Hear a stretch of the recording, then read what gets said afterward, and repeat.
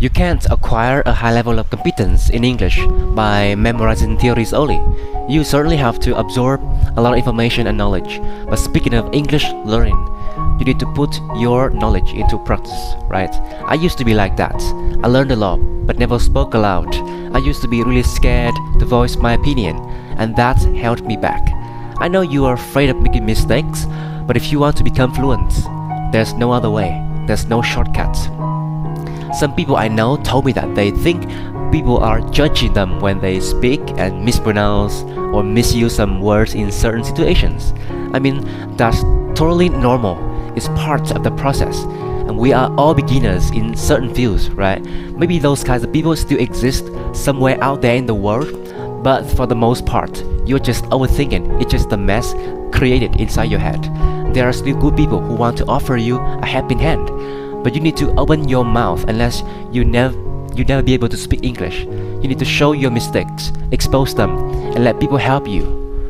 Or you will make that same mistake over and over again without knowing. You are just holding yourself back and slowing down the process by letting fears and insecurities take over you, right?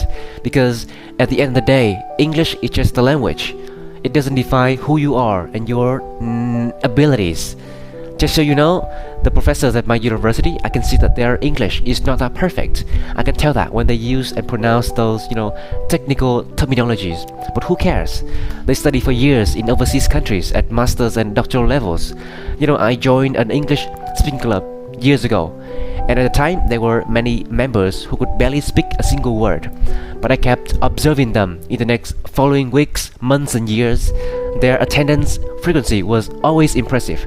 They turned up at almost every meeting of the club, and they always seized every chance to speak, and just like that, they got better. You gotta fail early, fail often, and fail forward.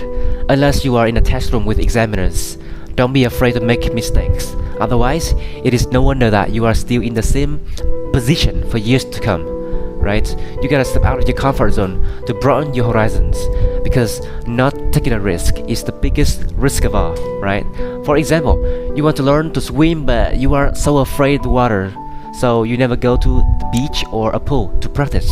And then someday you are drowning and there's no one else to help you out.